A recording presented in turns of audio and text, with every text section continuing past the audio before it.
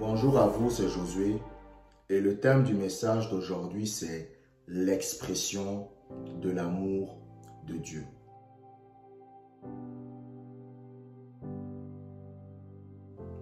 Vous devez comprendre que Dieu nous a démontré son amour en nous donnant sa justice. Le moyen par lequel le Seigneur nous a démontré qu'il nous aime, c'est en nous donnant sa justice. Qu'est-ce que c'est que la justice selon la Bible? La justice selon la Bible, c'est être sans péché. Quand vous voyez dans la Bible qu'on vous parle de la justice, ça veut dire que c'est une personne qui est sans péché. Quand la Bible vous dit que telle personne est juste, cela signifie que cette personne-là n'a aucun péché. Être juste devant Dieu, cela signifie que vous pouvez vous tenir devant Dieu sans aucun sentiment de culpabilité, sans aucune conscience du péché. Et c'est comme cela que Dieu nous a démontré son amour. Les gens ne comprennent pas pourquoi Jésus-Christ est mort. Lorsque le Seigneur Jésus-Christ est mort, qu'est-ce qui s'est passé?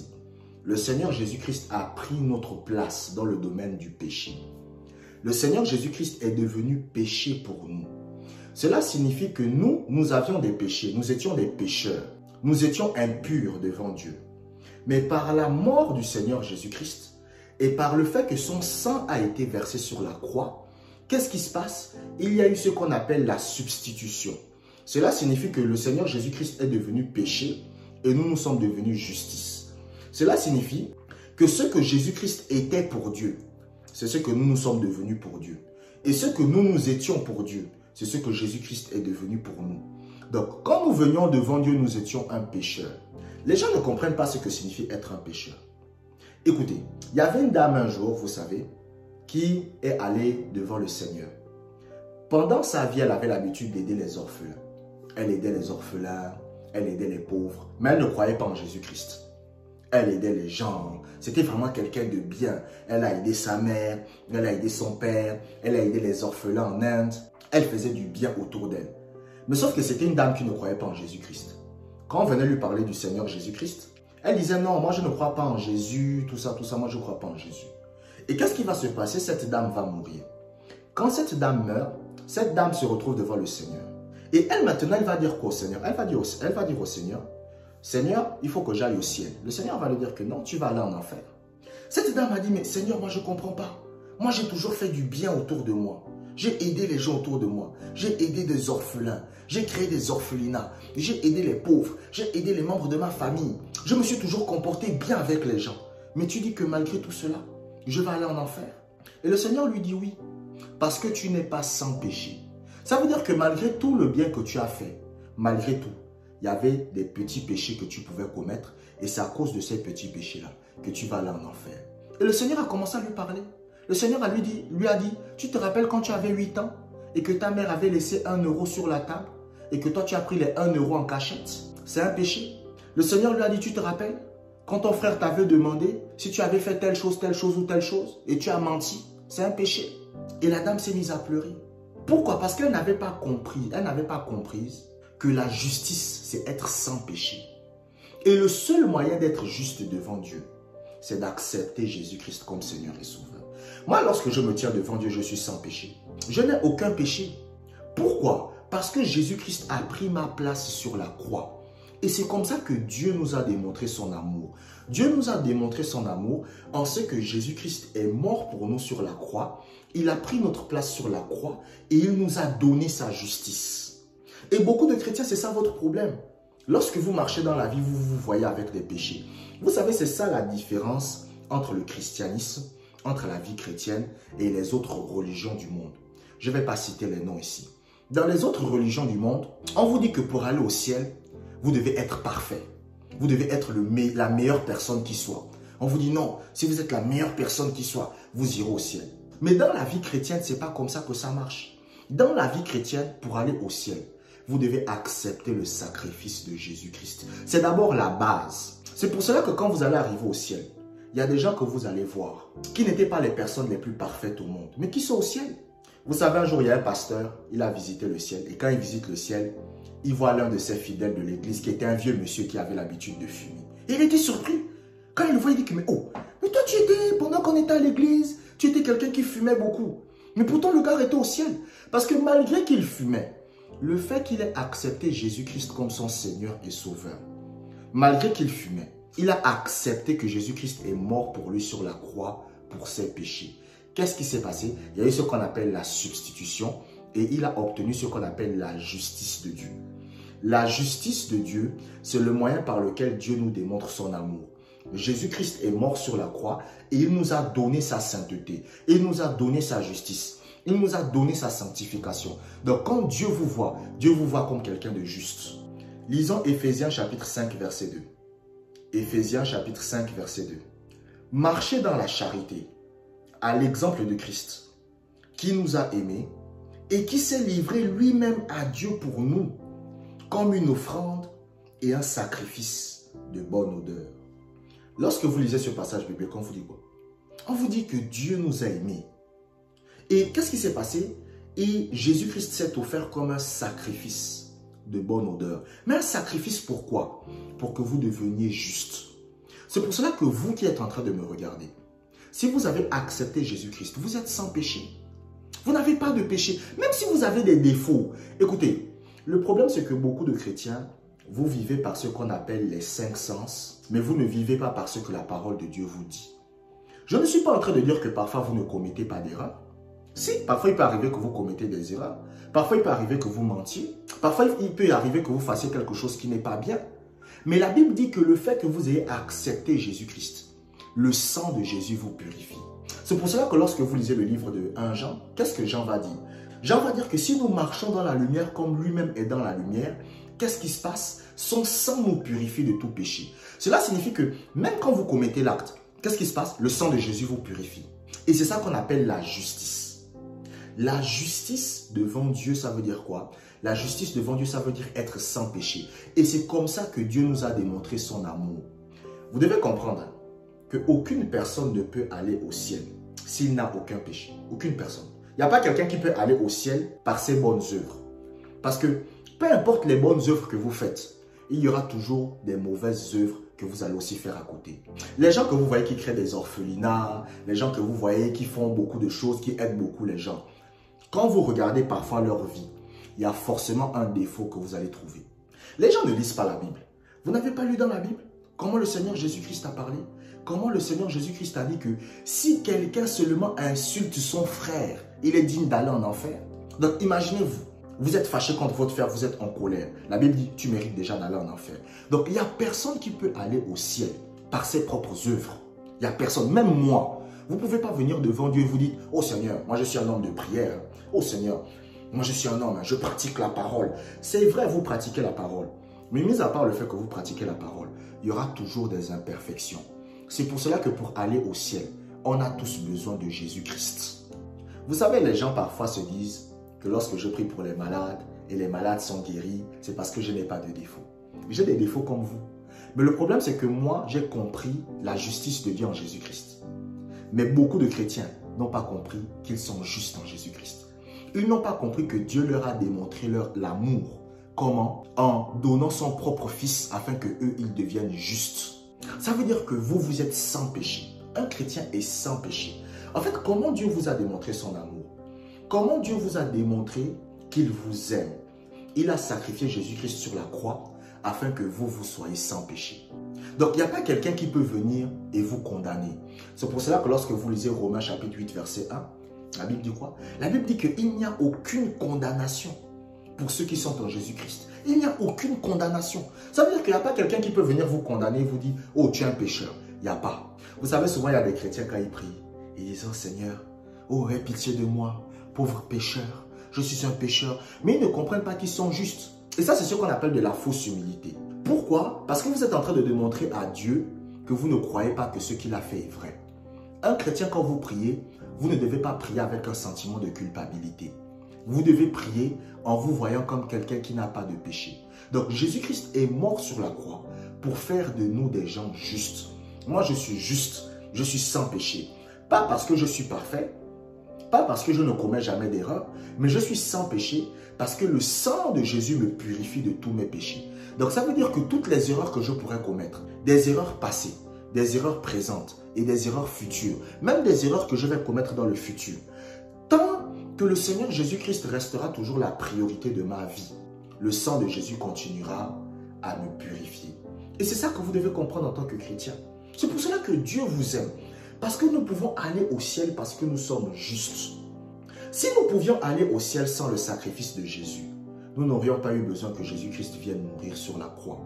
La raison pour laquelle nous avions besoin que Jésus-Christ vienne mourir sur la croix, c'est parce qu'en venant mourir sur la croix, il s'est passé ce qu'on appelle la substitution. Et le Seigneur Jésus-Christ nous a donné sa justice. Donc quand Dieu me voit comme Jésus. Et c'est la même chose aussi pour vous. Lisons 1 Jean chapitre 4 verset 10. 1 Jean chapitre 4 verset 10. Cet amour consiste non point en ce que nous avons aimé Dieu, mais en ce qu'il nous a aimés et a envoyé son Fils comme victime expiatoire pour nos péchés. Comment l'amour de Dieu s'est révélé? L'amour de Dieu s'est révélé par le fait qu'il a envoyé son Fils mourir comme victime expiatoire pour nos péchés. Vous savez, quand vous regardez l'Ancien Testament, parce que l'Ancien Testament, ça a été donné aux Juifs, dans l'Ancien Testament, on vous disait qu'une fois par année, le souverain sacrificateur prenait celui qu'on appelle le bouc émissaire. Donc, c'est-à-dire qu'il y avait un bouc, et qu'est-ce qui se passait? Le souverain sacrificateur imposait les mains sur le bouc, il confessait tous les péchés d'Israël, et qu'est-ce qu'il faisait? Ensuite, on tuait ce bouc-là, on chassait ce bouc-là dans le désert. Et ce bouc-là symbolise le Seigneur Jésus-Christ. Le Seigneur Jésus-Christ est devenu péché pour nous. Cela signifie que le Seigneur Jésus-Christ a pris tous les péchés du monde. Quand vous lisez la Bible dit que lorsque Jean-Baptiste va voir le Seigneur Jésus-Christ, le Seigneur Jésus-Christ va dire, Jean-Baptiste va dire à ses disciples que voici le péché, voici l'agneau qui ôte le péché du monde. Ça veut dire qu'en fait, les prophètes avaient déjà dit qu'il y allait avoir un envoyé de Dieu qui allait venir pour mourir pour les péchés du peuple. Lorsque vous lisez la Bible, le souverain sacrificateur, dans les évangiles, va prophétiser sous l'inspiration du Saint-Esprit. Il va dire qu'il est nécessaire qu'un seul homme meure pour tout le peuple. La mort du Seigneur Jésus-Christ était nécessaire pour que nous devenions saints, pour que nous devenions justes devant Dieu. Vous savez, c'est pour cela que quand vous comprenez ça, vous ne serez plus quelqu'un d'orgueilleux envers les autres. Vous savez, les gens qui sont souvent orgueilleux à cause de la sanctification qu'ils vivent, vous allez voir des gens, ils vont toujours vous dire « Oh, moi je vis dans la sanctification, je ne suis pas comme vous. » Quand vous voyez des gens comme ça, c'est des gens qui ont des problèmes. Lorsque vous comprenez la grâce de Dieu, lorsque vous comprenez que c'est Dieu qui a envoyé son Fils mourir sur la croix et prendre vos péchés, c'est à ce moment-là que vous allez comprendre l'amour de Dieu. C'est à ce moment-là que vous allez comprendre combien de fois Dieu vous aime. Vous savez, il y avait un homme de Dieu par exemple, il raconte une histoire que chaque fois qu'il voulait demander quelque chose à Dieu, il se sentait impur devant Dieu. Il se disait, je ne suis pas digne. Mais après, lorsqu'il a compris la justice de Dieu, il a compris que non. En réalité, je suis digne. Pourquoi je suis digne? Je ne suis pas digne parce que je suis le meilleur chrétien du monde. Je ne suis pas digne parce que je suis le chrétien le plus grand du monde, le meilleur chrétien du monde, je ne commets jamais de faute. Il dit non, je suis un chrétien digne. Pourquoi? Je suis un chrétien digne parce que Jésus-Christ est mort sur la croix pour mes péchés. Et étant donné que Jésus-Christ est mort sur la croix pour mes péchés, je suis juste devant Dieu. Et il a compris l'amour de Dieu. C'est pour cela que quand vous lisez la Bible, quand vous lisez les épîtres, l'apôtre Paul, c'était celui qui avait le plus compris la grâce. Parce que l'apôtre Paul, c'était un tueur des chrétiens. L'apôtre Paul, c'était quelqu'un qui allait de ville en ville et qui tuait les chrétiens. Mais qu'est-ce qui s'est passé? Il a compris la grâce. C'est-à-dire que quand il est venu devant Jésus, Jésus lui a dit, je te purifie de tous tes péchés.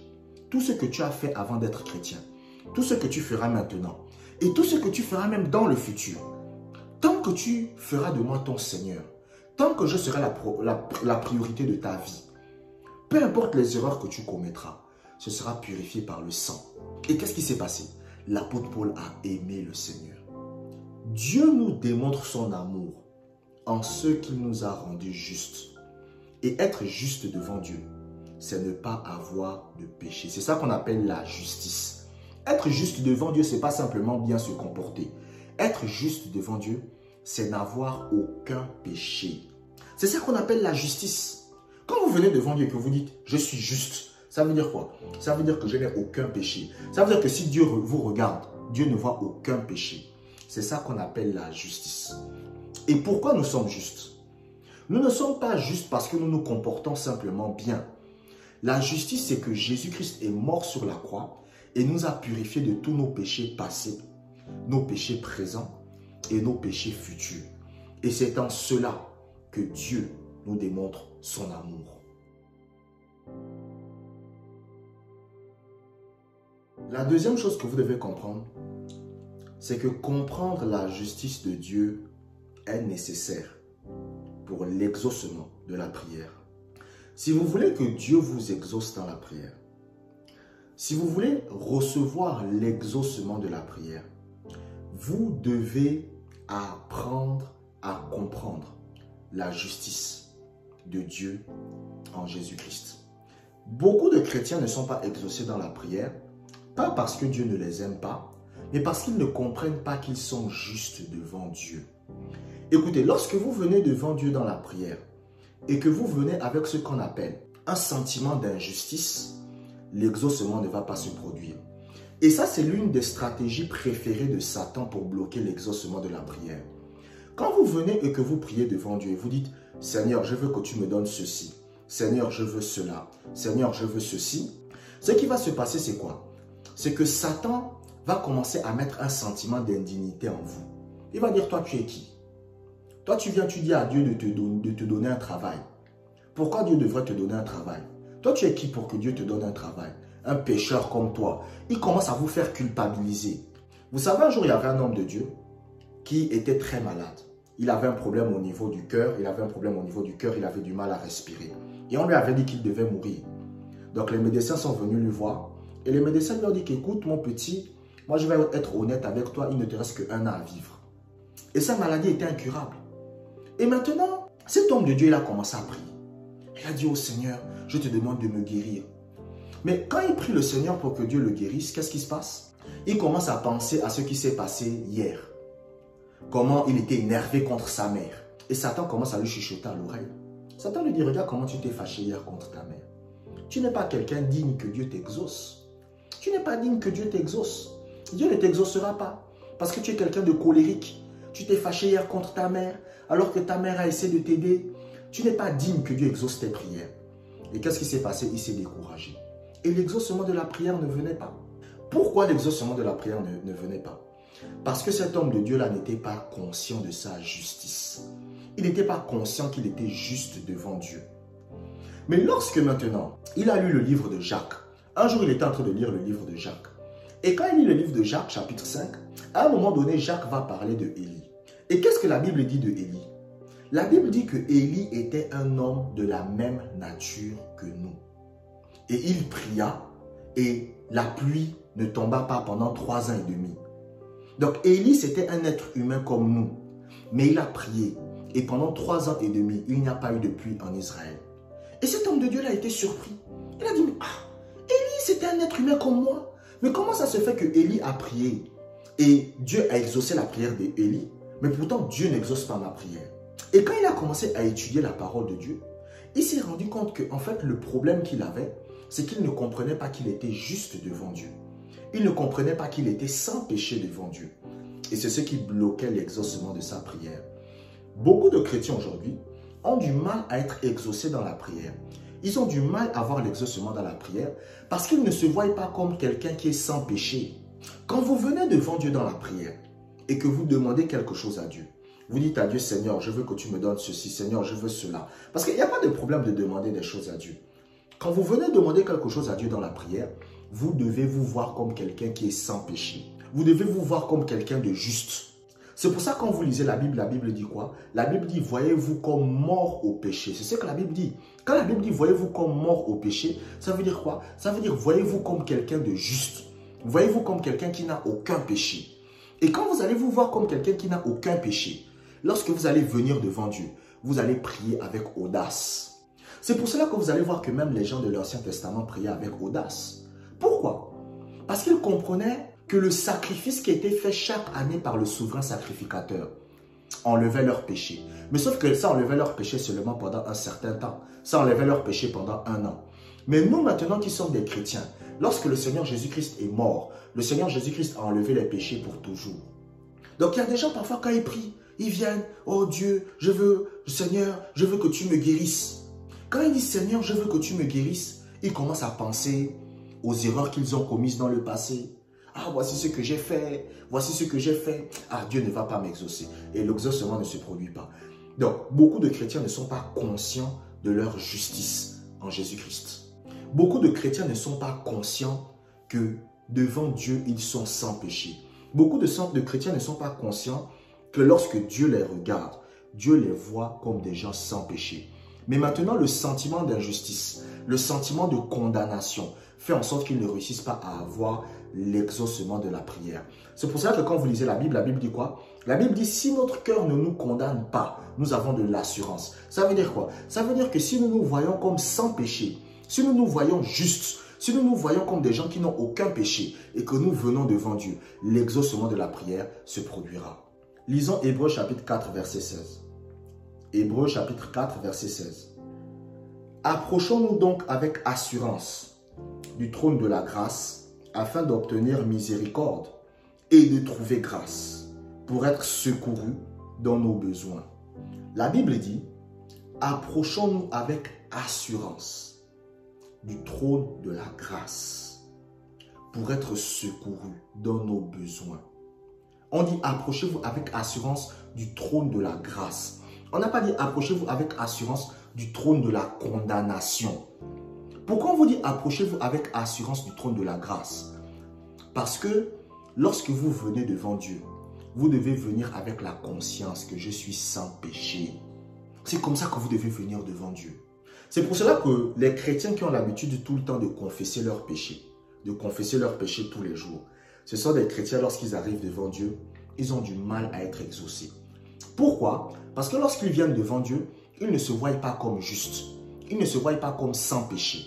Et comme ils ne se voient pas comme justes, comme ils ne se voient pas sans péché, lorsqu'ils demandent quelque chose à Dieu, Dieu veut leur donner la chose, mais ils bloquent eux-mêmes l'exaucement de leur prière. Si moi je viens devant Dieu, et je viens avec le sentiment de culpabilité, je viens avec le sentiment d'injustice, je viens en me disant que moi je suis un pécheur, lorsque je vais venir devant Dieu, et que je vais demander la chose à Dieu, même si Dieu veut me donner ce que je demande, ça ne va pas se manifester. Pourquoi ça ne va pas se manifester? Parce que j'ai un sentiment d'injustice. Et c'est ce qui fait en sorte que beaucoup de chrétiens ne parviennent pas à obtenir l'exaucement de leur prière. Il y a des doctrines que vous voyez aujourd'hui qui sont venues dans l'église, vous vous posez des questions, vous vous demandez d'où c'est venu.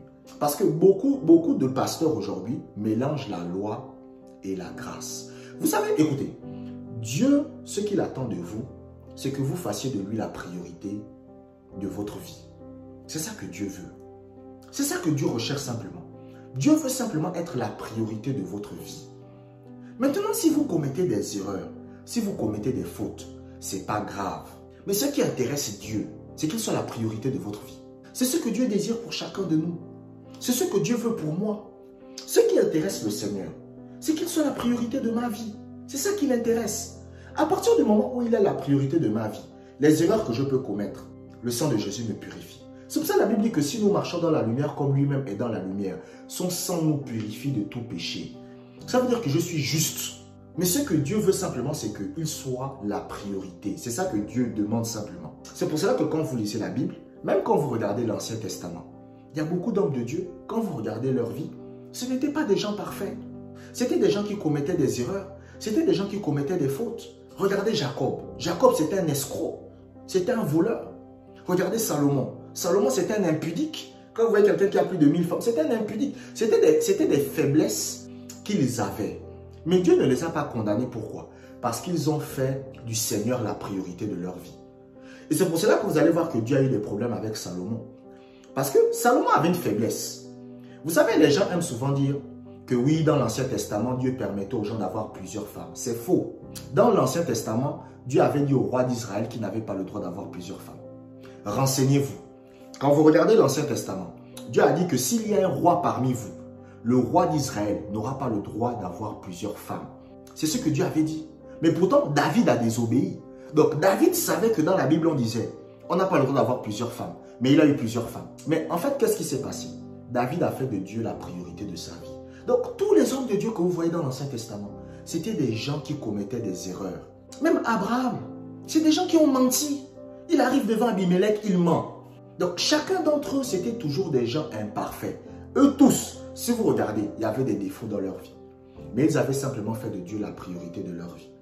Et c'est ce qui intéresse Dieu. Lorsque Dieu est la priorité de votre vie, tous les péchés, toutes les erreurs que vous pouvez commettre, que ce soit dans le passé, dans le présent, dans le futur, c'est effacé.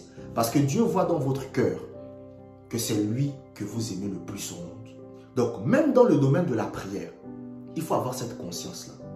Ayez toujours cette conscience que quand je prie, quand je demande quelque chose à Dieu, je suis saint, je suis juste, je suis sans péché. Et vous allez voir que l'exaucement viendra. Lisons Colossiens chapitre 1, verset 20. Colossiens chapitre 1, verset 20. Il a voulu par lui réconcilier tout avec lui-même, tant ce qui est sur la terre que ce qui est dans les cieux, en faisant la paix par lui, par le sang de sa croix. Dans ce passage, on vous dit quoi? On vous dit que Dieu a réconcilié le monde avec lui-même par le sacrifice du Seigneur Jésus-Christ. Cela signifie que maintenant, vous pouvez venir dans la prière sans aucun sentiment de condamnation. Vous pouvez venir dans la prière en vous considérant comme quelqu'un qui est sans péché. Quand la Bible dit que nous, les chrétiens, nous sommes sans péché, c'est pourquoi? C'est parce que le sang de Jésus nous purifie de nos péchés. C'est pour ça que la Bible dit que nous sommes sans péché. Écoutez, quand vous parlez avec quelqu'un et la personne vous dit « Ah, tu es un chrétien, nous sommes tous des pécheurs », il faut lui dire « Non, moi je ne suis pas un pécheur, mon frère ». Quand vous discutez avec quelqu'un et il vous dit « Oh, tu es un chrétien, non, tu es un pécheur, mais ça va aller », vous devez lui dire que « Regarde-moi dans les yeux, je ne suis pas un pécheur, je suis juste, je suis saint, je suis sans péché, parce que le sang de Jésus-Christ m'a purifié de tout péché. » Vous savez, un jour, il y avait un homme de Dieu qui avait une grande assemblée. Un grand homme de Dieu qui avait vraiment une grande assemblée de plus de 100 000 personnes. Aujourd'hui, cet homme de Dieu-là, il est déjà décédé, il est allé au ciel. Et qu'est-ce qui s'est passé? Cet homme de Dieu-là a fait quelque chose de mal. Ce qu'il a fait, ce n'était pas bien.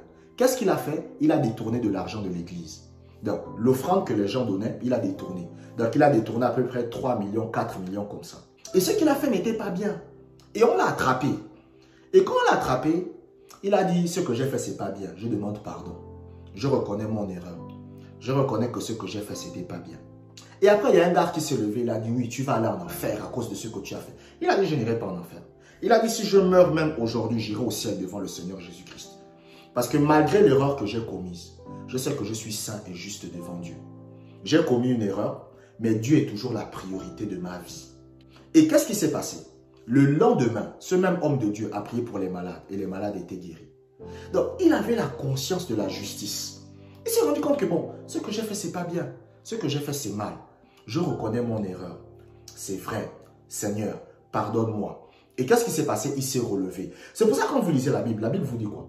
La Bible vous dit, 7 fois le juste tombe et il se relève. La Bible ne dit pas que le juste tombe une fois. La Bible ne dit pas que le juste tombe 2 fois. La Bible ne dit pas que le juste tombe 3 fois. La Bible ne dit pas que le juste tombe 4 fois. La Bible vous dit que le juste tombe 7 fois. Donc ça veut dire que parfois, même quand vous êtes un chrétien et que Dieu est la priorité de votre vie, parfois vous allez commettre des erreurs. Ça peut arriver de commettre des erreurs. Ça peut arriver de commettre des fautes. C'est des choses qui peuvent arriver. Mais maintenant, quand vous êtes un chrétien, vous devez comprendre que j'ai commis une erreur. C'est vrai. J'ai commis une faute. C'est vrai. Mais le sang de Jésus me purifie. L'important, c'est de toujours faire de Dieu la priorité de votre vie. Ne vous occupez pas de vos erreurs. Ne vous occupez pas de vos fautes. Mais faites toujours de Dieu la priorité de votre vie. Et vous allez voir que quand vous allez prier, et que Dieu est la priorité de votre vie, et que vous n'êtes pas animé par un sentiment d'injustice, l'exaucement de la prière se produira. Et c'est ça le problème de beaucoup de chrétiens. Je vous ai dit, la stratégie de Satan pour empêcher l'exaucement de la prière de beaucoup de chrétiens, c'est le fait que quand vous venez et que vous priez, qu'est-ce que Satan va faire? Satan va commencer à vous rappeler vos erreurs. Parfois même, il y a des chrétiens, Satan va commencer à vous rappeler votre passé. Il va dire, ah, tu te rappelles, non? Toi, tu dis que tu es chrétien. Tu ne te rappelles pas qu'avant, tu allais chez les féticheurs? Tu ne te rappelles pas qu'avant, tu allais chez les marabouts? Hein? Tu ne te rappelles pas? Et qu'est-ce qui se passe? Quand vous vous rappelez de ça, vous commencez à vous condamner vous-même. Vous dites, ah, Seigneur, je prie pour ma guérison. Mais avant, j'allais chez les féticheurs. Avant, j'allais chez les marabouts. Non, je sais que tu ne vas pas m'exaucer. Alors que Dieu veut vous exaucer. Mais quand vous vous condamnez vous-même, l'exaucement de la prière ne vient plus. Ça, c'est l'une des stratégies principales par lesquelles Satan bloque l'exaucement de la prière.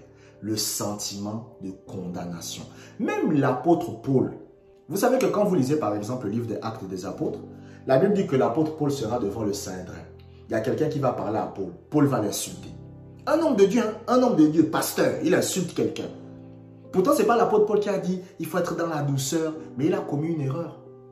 Mais malgré que Paul a commis cette erreur-là, lorsque Paul priait, Dieu exauçait Paul. Pourquoi? Parce que Paul savait que tant que Dieu est la priorité de ma vie, tous mes péchés passés, présents et futurs sont effacés sur la croix. Donc je suis saint, je suis juste, je suis sans péché devant Dieu. Du coup, lorsqu'il priait, il était exaucé parce qu'il comprenait qu'il n'avait aucun péché devant Dieu. Et c'est ça la vie chrétienne. Si vous êtes édifié par mes enseignements, si mes enseignements vous permettent de progresser spirituellement, vous pouvez me soutenir tout simplement en faisant un don. Vous pouvez faire un don à travers PayPal, vous pouvez faire un don à travers PayLib, vous pouvez faire un don à travers la carte bancaire. Si vous n'avez pas la possibilité de faire un don à travers ces moyens-là, vous pouvez aussi faire un don à travers RIA, MoneyGram ou Western Union. Je vous remercie d'avoir écouté cet enseignement jusqu'au bout. Abonnez-vous pour des prochaines vidéos et que la grâce du Seigneur soit avec vous.